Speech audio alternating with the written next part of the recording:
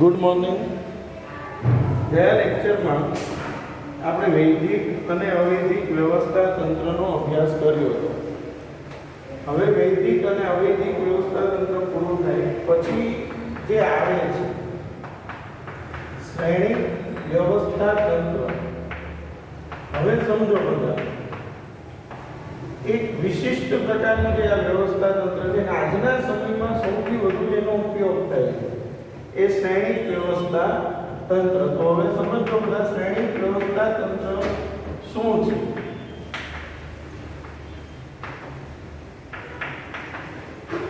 તો શ્રેણિક વ્યવસ્થા તંત્ર એક વિશિષ્ટ પ્રકારનું વ્યવસ્થા તંત્ર અને આજના સમયમાં જેનો સૌથી વધુ ઉપયોગ થાય છે એ શ્રેણિક વ્યવસ્થા તંત્ર. શ્રેણિક વ્યવસ્થા તંત્રમાં કાર્યાનુસાર વિભાગીકરણ અને પ્રોજેક્ટ વિભાગીકરણ. યાદ રાખો, કાર્યાનુસાર વિભાગીકરણ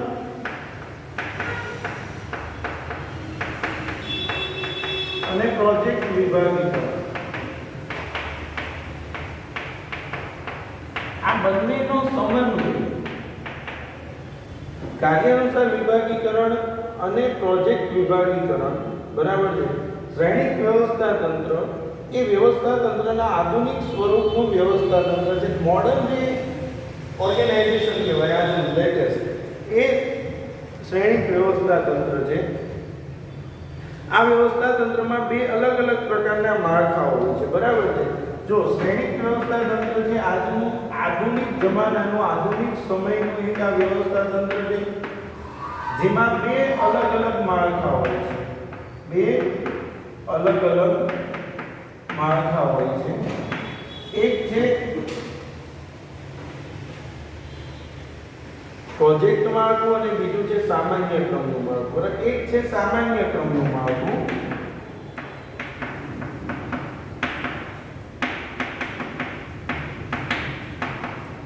અને બીજું છે પ્રોજેક્ટ માળખું. સામાન્ય ક્રમનું માળખું શું છે? તો સામાન્ય ક્રમનું માળખું, બરાબર છે, જે નિર્ણય પ્રક્રિયાનો ભાગ છે, બરાબર. સામાન્ય ક્રમનું માળખું જે નિર્ણય પ્રક્રિયાનો ભાગ છે અને બીજું છે ટેકનિકલ પ્રશ્નોનું માળખું. બીજું ટેકનિકલ પ્રશ્નોના ઉકેલ અંગેનું માળખું.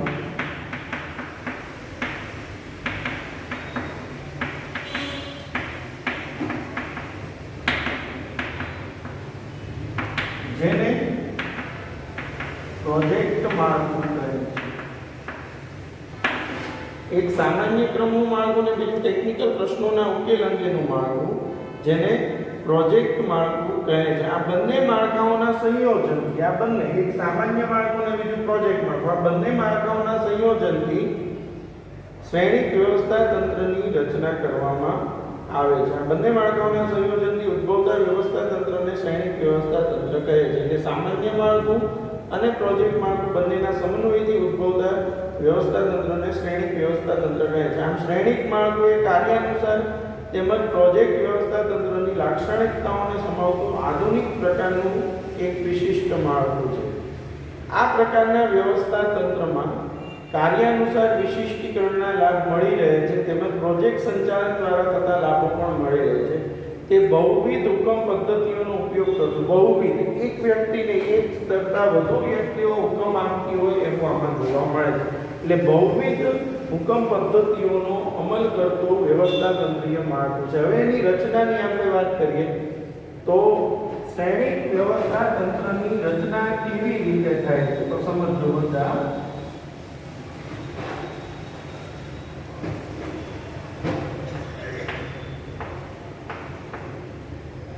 શ્રેણિક વ્યવસ્થા તંત્રની રચના. તો સૌપ્રથમ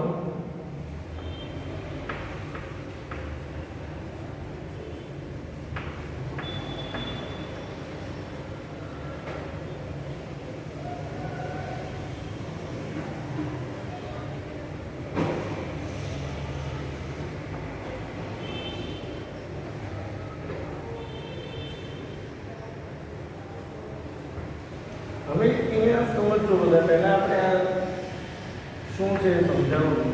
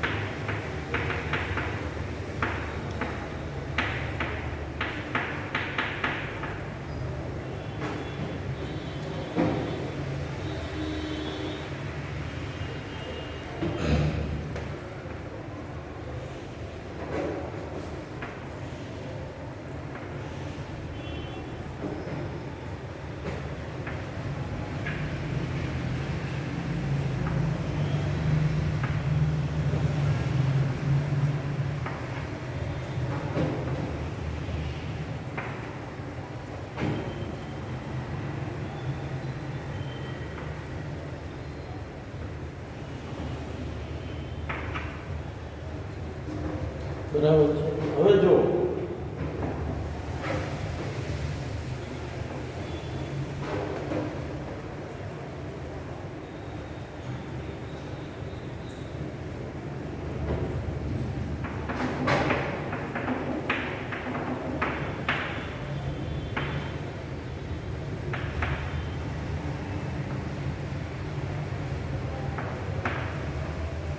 સમજો બધા આખું શું છે. અહીંયા પ્રોજેક્ટ નંબર 1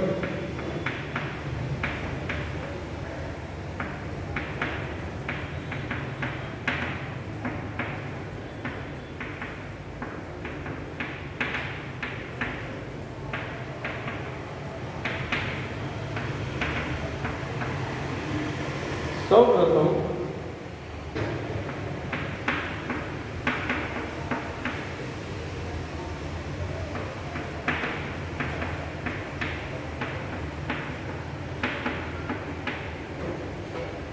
તો શ્રેણિક વ્યવસ્થા તંત્રમાં કાર્યાનુસાર વિભાગીકરણ બરાબર છે. એક જનરલ મેનેજર હશે કે જે બધું મેનેજ કરે, બધું ધ્યાન રાખનાર વ્યક્તિ આ જનરલ મેનેજર.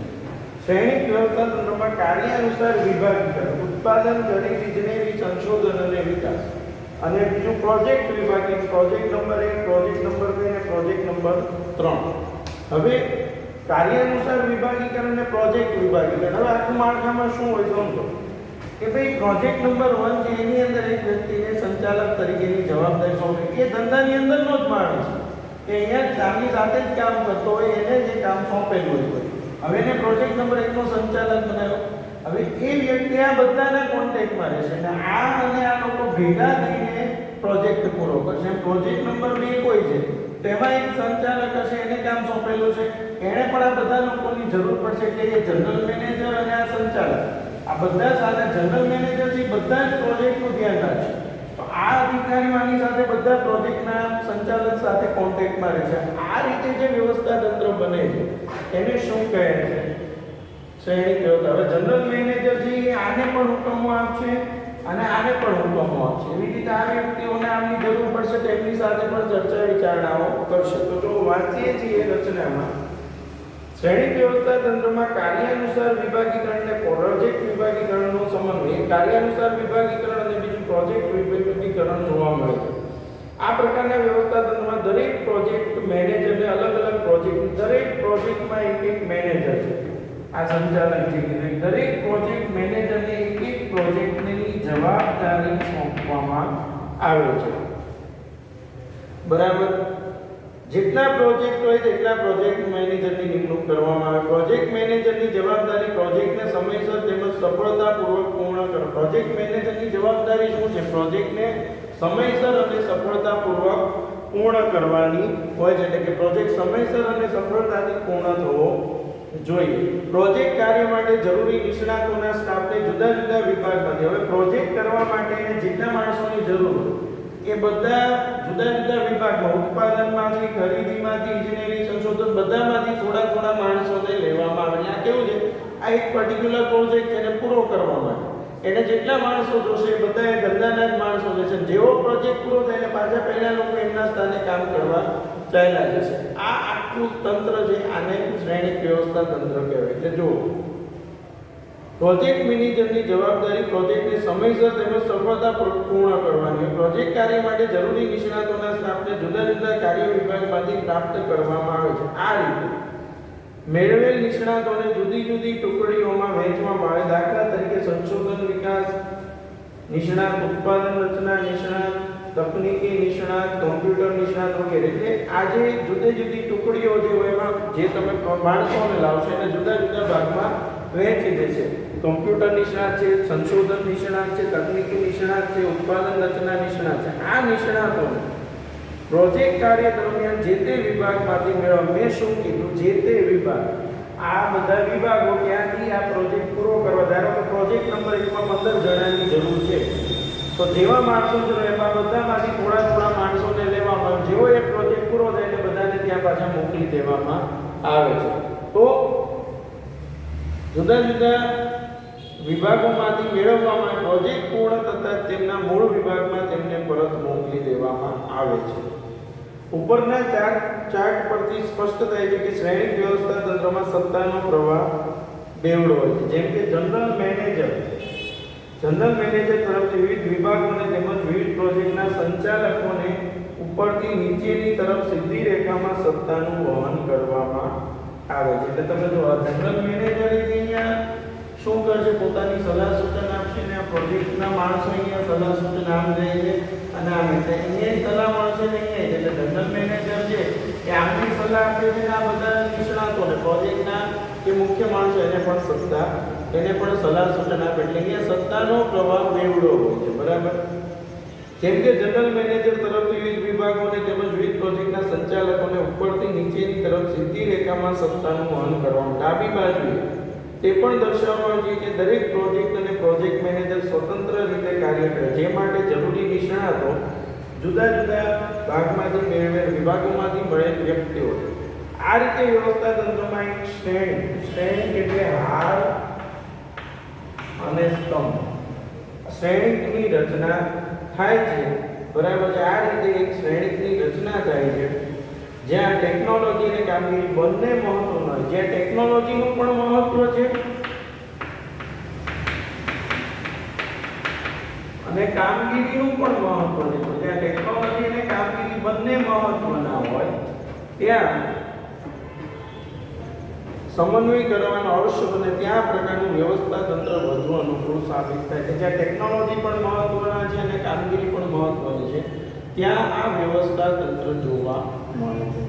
એટલે આ થયું શ્રેણિક વ્યવસ્થા તંત્ર. બરાબર છે. જો ફરીવાર થોડું સમજો કે આજનું જે આધુનિક સ્વરૂપ છે વ્યવસ્થા તંત્રનું, એ કયું વ્યવસ્થા તંત્ર છે? શ્રેણિક વ્યવસ્થા તંત્ર. બરાબર છે. આધુનિક સમયમાં જે વ્યવસ્થા તંત્ર જોવા મળે છે એ શ્રેણિક વ્યવસ્થા તંત્ર જોવા મળે છે કે જેની અંદર બરાબર છે બે પ્રકારનો સત્તાનો પ્રવાહ બેવડો હોય છે. અને આ જે વ્યવસ્થા તંત્ર છે એમાં બે પ્રકારના પ્રોજેક્ટની આપણે વાત કરી. એક છે પ્રોજેક્ટ મેનેજરની નિમણૂક થાય છે, બરાબર છે, અને જેટલા પ્રોજેક્ટ હોય એટલા પ્રોજેક્ટ મેનેજરની નિમણૂક થાય. અને આ પ્રકારના વ્યવસ્થા તંત્રમાં બે પ્રકારના માળખા છે. એક છે સામાન્ય ક્રમનું માળખું જે નિર્ણય પ્રક્રિયાનો ભાગ છે, અને બીજું છે ટેકનિકલ પ્રશ્નોના ઉકેલ અંગેનું માળખું કે જેને પ્રોજેક્ટ માળખું કહે. આ બંને માળખાઓના સંયોજનથી ઉદ્ભવતા વ્યવસ્થા તંત્રને શ્રેણિક વ્યવસ્થા તંત્ર કહે છે. બરાબર છે. હવે આપણે આ પ્રકારનું વ્યવસ્થા તંત્ર આજના સમયમાં વધુ અનુકૂળ સાબિત થાય છે. હવે જે સમજવાનું છે ટોપિક એક છે વિકેન્દ્રીકરણ. હવે યાદ રાખો, એક છે કેન્દ્રીકરણ અને બીજું છે વિકેન્દ્રીકરણ. તો વિકેન્દ્રીકરણ કોને કહેવાય?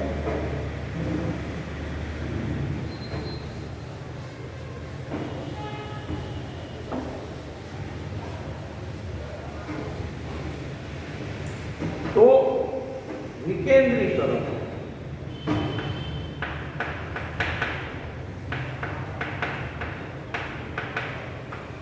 તો કેન્દ્રીકરણ અને વિકેન્દ્રીકરણ બંને શબ્દો સમજો. સંચાલનની ઉચ્ચ સપાટીએ બધી જ સત્તા સંચાલનની ઉચ્ચ સપાટીએ હોય, ઉચ્ચ સપાટીએ બધી જ સત્તા કેન્દ્રિત કરવામાં આવે તો એને કેન્દ્રીકરણ, એટલે કે બધી જ સત્તા જો ઉચ્ચ સપાટી પાસે હોય તો તેને સત્તાનું કેન્દ્રીકરણ કહેવાય. પણ સંચાલનની જુદી જુદી સપાટીઓ વચ્ચે જ્યારે સત્તા વહેંચવામાં આવે એને કહેવાય વિકેન્દ્રીકરણ. એટલે કેન્દ્રીકરણ એટલે શું? બધી જ સત્તા એક જ જગ્યાએ કેન્દ્રિત કરવી. કોઈ એક જ વ્યક્તિ પાસે તમામ સત્તા હોય એને કેન્દ્રીકરણ કહેવાય. અને જે સત્તા છે કે જુદા જુદા લોકો વચ્ચે વહેંચી દેવામાં આવે તો એને વિકેન્દ્રીકરણ કહેવાય. જ્યાં ધંધાનું કદ નાનું હોય ત્યાં કેન્દ્રીકરણ જોવા મળે છે, અને જ્યાં ધંધાનું કદ મોટું હોય ત્યાં વિકેન્દ્રીકરણ જોવા મળે છે. તો આપણે કેન્દ્રીકરણ અને વિકેન્દ્રીકરણ શું છે તેનો આપણે અભ્યાસ કરીએ છીએ. તો જો પહેલા વિકેન્દ્રીકરણ. વ્યવસ્થા તંત્રનો અભ્યાસ કરવાથી નીચેની બે બાબતોની સ્પષ્ટતા થાય છે. આપણે આટલા વ્યવસ્થા તંત્ર જોયા: રૈખિક, કાર્યાનુસાર, શ્રેણી, વૈદિક અને અવૈદિક. એના આધારે બે બાબતો સ્પષ્ટ થાય છે. એક, કેટલાક ધંધાકીય એકમો એવા હોય છે કે જેમાં માત્ર ઉચ્ચ સપાટીએ જ સત્તા કેન્દ્રિત થયેલી, બધી જ સત્તા ઉચ્ચ સપાટી પાસે હોય, જેવા ઘણા એકમો હોય. બરાબર છે. ઉચ્ચ સપાટી દ્વારા જ મોટા ભાગના નિર્ણયો લેવામાં આવતા હોય છે. એટલે કે કેટલાક એકમો એવા છે જ્યાં બધી જ સત્તા ઉચ્ચ સપાટી કેન્દ્રિત હોય છે અને બધા જ નિર્ણયો ઉચ્ચ સપાટી દ્વારા લેવામાં આવતા હોય છે. બીજું, કેટલાક ધંધાકીય એકમોમાં દરેક સપાટીએ કામ કરતા કર્મચારીઓને અમુક નિર્ણયો લેવાની સત્તા આપવામાં આવે છે. તેમને તેમના કાર્યના સંદર્ભમાં યોગ્ય નિર્ણય લેવા માટે સ્વતંત્ર અમુક જગ્યાએ સત્તા સોંપી દેવામાં આવે છે અને અમુકમાં બધી જ સત્તા એક જ સપાટીએ કેન્દ્રિત. એટલે પહેલું જે આપણે કીધું, બધી જ સત્તા ઉચ્ચ સપાટીએ કેન્દ્રિત હોય છે, એ કેન્દ્રીકરણ છે. ને જ્યાં નિર્ણયો લેવાની સત્તા જુદા જુદા વ્યક્તિઓ વચ્ચે વહેંચી દેવામાં આવે છે તેને વિકેન્દ્રીકરણ કહે છે. પ્રથમ પ્રકારના વ્યવસ્થા તંત્રમાં સત્તા ઉચ્ચ સપાટીએ જ કેન્દ્રિત થતી હોવાથી તેને કેન્દ્રીકરણ કહેવામાં આવે છે. અને જ્યારે બીજા પ્રકારના વ્યવસ્થા તંત્રમાં દરેક સપાટીએ ચોક્કસ સત્તા આપવામાં આવતી હોવાથી તેને વિકેન્દ્રીકરણ કહેવામાં આવે છે. બરાબર છે. એટલે જો સત્તા ઉચ્ચ સપાટીએ કેન્દ્રિત થાય, બધી જ સત્તા ઉચ્ચ સપાટી પાસે હોય તો તેને કેન્દ્રીકરણ કહેવાય, અને સત્તા જુદા જુદા ભાગો વચ્ચે વહેંચવામાં આવે તો તેને વિકેન્દ્રીકરણ કહેવામાં આવે છે. બરાબર છે. હવે એનો ખ્યાલ, તો વિકેન્દ્રીકરણનો ખ્યાલ એ સત્તા અને જવાબદારી સાથે જોડાયેલો. તો વિકેન્દ્રીકરણ એ સત્તા અને જવાબદારી સાથે જોડાયેલો ખૂબ જ મહત્વનો ખ્યાલ છે. સંચાલકોએ સત્તા કેન્દ્રિત રાખવી કે વિકેન્દ્રિત રાખવી તે જાતે નક્કી કરવાનો. સંચાલકોએ નક્કી કરવાનું હોય છે કે સત્તા કેન્દ્રિત રાખવી કે વિકેન્દ્રિત રાખવી. જો તમે એવું ઈચ્છો છો કે બધી જ સત્તા તમારી પાસે રહે, તમારી પાસે જ બધું કાર્ય રહે, તો તમે કેન્દ્રીકરણ અપનાવી શકો. અને જો તમે ઈચ્છો છો કે લોકો વચ્ચે કામ વહેંચવું છે તો વિકેન્દ્રીકરણ. એટલે સત્તા કેન્દ્રિત રાખવી કે વિકેન્દ્રિત તે જાતે નક્કી કરવાનું. એકમના સંદર્ભે નક્કી કરતી વખતે નાનું કદ ધરાવતા એકમો, જ્યારે ધંધાનું કદ નાનું હોય તો સત્તા કેન્દ્રિત હોય એટલે કે કેન્દ્રીકરણ અપનાવી શકે. એટલે કે નાનું કદ ધરાવતા એકમો, બરાબર છે, માટે કેન્દ્રીય સત્તાનો ખ્યાલ અને મોટા કદના એકમો માટે વિકેન્દ્રિત સત્તાનો ખ્યાલ અપનાવી શકે. એટલે કે જો નાનું કદ હોય તો સત્તાનું કેન્દ્રીકરણ થવું જોઈએ અને મોટું કદ હોય તો સત્તાનું વિકેન્દ્રીકરણ. હવે અર્થ, ઉચ્ચ સપાટીએથી નિમ્ન સપાટી તરફ ક્રમશઃ રીતે સત્તા સોંપણીના વ્યવસ્થિત પ્રયત્નો. ઉચ્ચ સપાટીએથી નિમ્ન સપાટી તરફ, ઉચ્ચ સપાટીએથી નિમ્ન સપાટી તરફ ક્રમશઃ સત્તા સોંપણીના વ્યવસ્થિત પ્રયત્નો.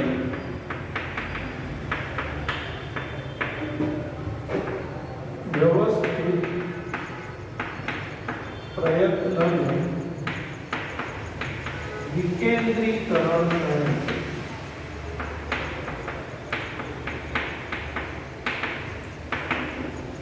ઉચ્ચ સપાટીએથી નિમ્ન સપાટી તરફ ક્રમશઃ સત્તા સોંપણીના વ્યવસ્થિત પ્રયત્નને વિકેન્દ્રીકરણ કહે છે. હવે વ્યાખ્યા, હેનરી ટોયલના જણાવ્યા મુજબ તાબેદારોને સત્તા સોંપણી કરવી. તાબેદારો એટલે આપણી નીચે જે કામ કરતા હોય એને શું કહેવાય? તાબેદાર. તો તાબેદારોને સત્તા સોંપણી કરી, કાર્ય વિભાજન કરી, નિર્ણય પ્રક્રિયામાં સામેલ કરવા. જો તમે તાબેદારોને સત્તા સોંપણી કરો, કાર્યનું વિભાજન કરો અને એમને નિર્ણય પ્રક્રિયામાં સામેલ કરવા એટલે વિકેન્દ્રીકરણ. આમ વહીવટની જે સપાટીએ કાર્ય કરવાનું છે, તમારે જ્યાં કામ કરવાનું હોય તે સપાટીના કર્મચારીઓને નિર્ણય લેવાની સત્તા આપો તો તેને સત્તાનું વિકેન્દ્રીકરણ કહે છે. તમે જ્યાં કામ કરો છો ત્યાં કામ કરતા લોકોને તમે સત્તા આપો છો તો તેને સત્તાનું વિકેન્દ્રીકરણ કહે છે. હવે આ વિકેન્દ્રીકરણનો ખ્યાલ આપણે સમજીએ. કેન્દ્રીકરણ છે એટલે બીજું વિકેન્દ્રીકરણ. જો પરિવાર સમજો, જ્યારે બધી જ સત્તા ઉચ્ચ સપાટી પાસે રાખવામાં આવે, સંચાલનની ઉચ્ચ સપાટી બધી જ સત્તા પોતાની પાસે રાખે તો એને કેન્દ્રીકરણ કહેવાય. અને સત્તા જુદા જુદા વિભાગો વચ્ચે વહેંચી દેવામાં આવે, અલગ અલગ સપાટીઓ વચ્ચે વહેંચી દેવામાં આવે તો તેને વિકેન્દ્રીકરણ કહે છે. એટલે કે કેન્દ્રીકરણ અપનાવવું કે વિકેન્દ્રીકરણ એ ધંધાના કદ ઉપર આધાર રાખે. જો ધંધાનું કદ નાનું હોય તો કેન્દ્રીકરણ અને જો ધંધાનું કદ મોટું હોય તો વિકેન્દ્રીકરણ અપનાવવામાં આવે છે. બરાબર છે. હવે આ જે વિકેન્દ્રીકરણ છે એનું મહત્વ છે એ આપણે આવતા લેક્ચરમાં ભણીશું. બરાબર છે. Thank you.